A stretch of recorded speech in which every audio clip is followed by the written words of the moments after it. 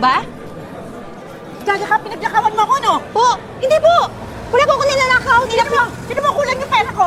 Ani, lumapit lang po ako sa'yo kasi nakita kitang nahimatay. Ikaw magnanakaw ka, no? Siguro laking squatter ka, no? Modus mo yan, ano? Ako, hindi po yung totoo. Wala po akong ginagalaw sa inyo. Anong hindi?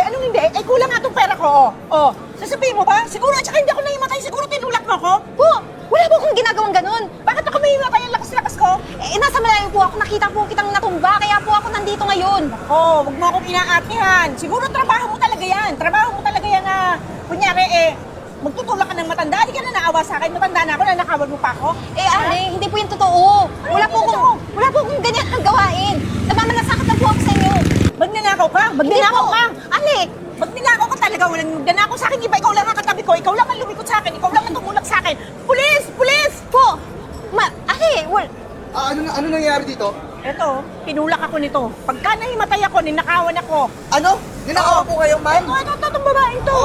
Mahirap yan. Anong ginawa mo dito sa matanda? sir, wala po akong ginawa. Nakita ko po siya. Nahimatay. Nandun pa lang ako. Tumakbo ako dito. Huwag ka na masyado mag-iingay dito, ha? Narinig ko matanda yung nagre-reklamo. Ibig sabihin, totoo yun. Miyembro ka ng mga sindikato, ano? Hindi po. Sir, porkit ba matanda, hindi na pwede magsinungaling? Sinabi nga, ninakawan kayo. Ano ba, ninakawan po ba kayo, Nay? Ano sabi? Oo, ninakawan niya. Natumba ko, nahimatay ako. Kulang tong pera ko. Sir, wala po akong ginagalaw. Para awan niyo na po, maniwala po kayo sa akin. Trabaho niya siguro yan, sir. Hindi po. Pansin ko nga na trabaho mo talaga yan. Alam mo ikaw, ang gawin mo, magkano na wala dyan, Nay? 5,000. Ha? Bayaran mo yun. 5,000. Oo, bayaran mo yung 5,000 na wala. Dito lang yung nakalagay eh. Sir, wala pa Wala. Wala pa nga 10 segundo, sir. Dahil mas na siya. Tapos Sa bayaran mo. Kung ganun, Ay, hindi, dadalhin Dahil ka sa na. prosinto. Ay, hindi po. Ay, sa presinto ka na magpaliwa. Ano? Sir, ayoko po. Ayoko po Akin na makulong. pera. Akin na pera. Pero sir, wala po akong ginagawa. Parang awa Amin niyo na na. yung 5,000 na ninakaw mo dito sa matanda. Bayaran mo ko ng naaabala pati ako. Telepono ko. Tatawag ako ng Sir. kasamahan ko. Sige. Sige na po, magbabayad na lang po ako. Ako pala kita, 5,000. 5,000. Bilis. Pahirapan mo eh. Tagal naman. Ayos na yan. O yan, 5,000. O. So susunod, huwag kang magnanakaw dito sa lugar na to ha. Miyembro ka na sige dito. Umalis ka na. Alis! Alis!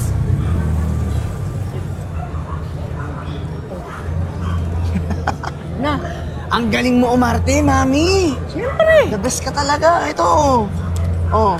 Money. Oh, yan yung May parte mo, ha? Shopping. 1,000 lang muna pala. Ano ba yan? Bakit? Sa susunod na araw, pag ginalingan mo ulit, kargo kita. Basta ganyan lang.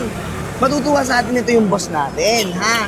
Kasi sa dami nating mga mai-scam, sa galingan mo pa umarte, magkaka-bonus ka sa akin. Ha? Sige ah. Sa susunod, 2,000 na ah. Oo.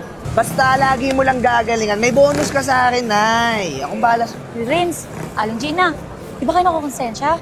Nanahimik yung babae, kinuha na pa ng 5,000. Eh bakit? Papansin to eh. Manahimik ka kasi. Ano ba pakialam ka pa? Eh, ang akin lang naman, napaka-inosente yung tao, tapos kukuha na nyo ng pera. Malay mo may pagkakagastusan yun. Eh, bobo ka pala talaga, lit ng utak mo. Di ba alam mo namang miyembro kami ng sindikato? Tsaka alam mo, malapit na ako ma-promote. Tuwan-tuwa sa akin si boss, lagi ako nakakadilihensya dahil dito kay nanay, ang galing-galing eh. O ikaw, masyado ka naiinggit sa amin kasi may idea ka. Ayaw mo lang kasi sumama sa grupo namin para di ka nagbebenta ng ganyan. Ano, sumama ka na lang. Ayoko, hindi makakahiyaw ipakain sa pamilya ko yung galing sa masama. Galing sa masama. Eh, ano nang tawag mo dyan? Galing sa mabuti yan? Eh, galing din sa masama yan ah. Bakit? Nagtitinda ako ng balot ah. O, masama Para yun. health Mga mababang uri yung magtitinda ng balot, baka masasama yun, di ba ma? Oh. Makolesterol yan. Cholesterol, di ba? Oh. Ang akin lang. Akin lang. Akin na yung pera mo. Uy! Ano, hoy? Ano, gusto patumba ko yung asawa mo sa boss ko? Wala namang panggatas mo anak ko, tsaka Wala wala akong- kaming pangkulang. Wala akong pakialam sa anak mo, tsaka akin na. Pangdagdag ko din yan sa limit ko ngayon. Bigyan mo ako, magkano yung bigay mo? Akin na. Magagalit yung kinukuhanan ko ng balot, Tayo. kailangan ko magbigay ng Ikaw, pera. pakialam ka na rin lang. Nakisawsaw ka na rin lang. Oo, yan. Makasali ka sa amin. Ah, hindi. Singilin natin to. Akin na yung pinagkakitaan mo. Yung nga ng aral yan. Oo, bibigyan ko talaga to ng aral. Ano? Ano, papatumba ko yung asawa mo? O bibigay mo sa amin yung pinagkakitaan mo? Uy, masama yan. Ako, di ka akit ng langit. Ah, Sabi hindi ko ko sa'yo. lang pakialam sa langit. Ako na si Satanas ngayon. Akin na yung pinagkakitaan mo. Kailangan ko ng pera. Akin na yung pinagkakitaan mo. Ano? Sige na, Bigay sige mo. na. Para hindi na Ano magtagal. na? Kalahati lang. Kailangan ko ng pangkain. Akin na nga eh. Yun. 1,000 lang. Maghapon ka, nagtitinda. Ito lang. Doon ka na, alis ka na. Alis, dun. Oh, ma. Sa wera pa eh, no? Susunod, meron pa tayong andon. Pwede yung ano. Teka na. Miss, Bakit? ikaw yung kaninang kinuha na ng 5,000 nung dalawang mag-ina, yung pulis at saka yung matanda? Oo, mag-ina sila? O mag-ina yun. Tsaka yung isa, kung pulis yun, hindi totoong pulis yun. Miss, baka naman gumagawa ka lang ng kwento. Baka naman makulong pa sa ginagawa mo. Pulis yung naka-inkwentro ko kanina. Baka marinig ka. Hindi ako nagsisinungaling, totoo yun. Hindi totoong pulis, mag-ina yun. Modus na nila yun, sindikato sila. Ako nga, pati yung mga pinagbentahan ko ng balot, kinukuha pala kanila eh. Kung ganun, kung sigurado ka, baka pwede natin sila ma-report sa police talaga? Sa police station? Dapat, kasi ang dami-dami naman nabibiktima. Isa ka na nga doon, hindi ko na nga kaya makita na, kanina nakita kitang nabiktima nila. Naawa ko sa inyo eh. Baka mamaya, yung pera mo, may paglalaanan ka. Huwag mga yun, halambito ka ng mga yun, hindi natatako, hindi na kukonsensya. Ayun na nga wala naman ako talagang ginawa. Pinagbintangan ako ng nakaw doon sa matanda. I-report natin, kasi masyado na silang maraming nabibiktima.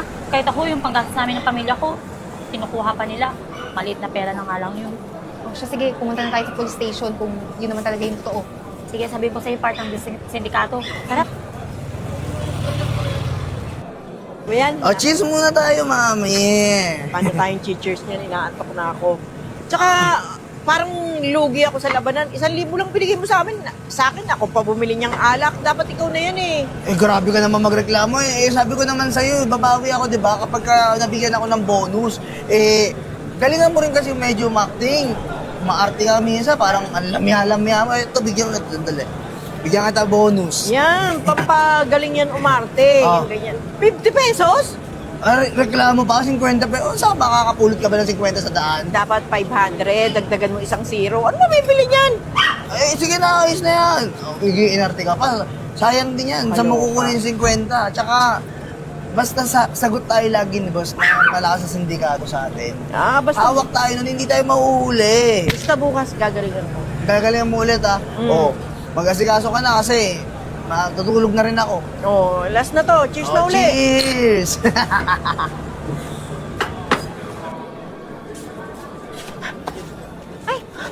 Manang!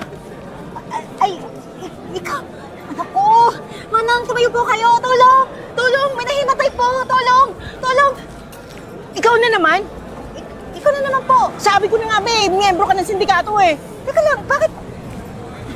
Manang, tinutulungan lang po kita. Tsaka, ikaw na naman po, nahimatay dito eh. Oo, tinulak mo na naman ako, kaya nahimatay na naman ako. Hindi ko po yung gawain. Pero, Manang, kasi ikaw lang Oh, sa lagi kita mo! lalakad dito eh. Wala na yung wallet ko. Ha? Wala, Kinuha mo. Akin na yung wallet ko, ilabas mo lang, labas mo. Baka po nakalimutan nyo. Hindi, ilabas mo yung wallet ko, labas mo. Teka lang, Manang ha. Kasi po kayo, palakad-lakad kayo kung saan-saan. Tapos mag-isa lang kayo, wala kang kasama. Kaya siguro nanakawan kayo.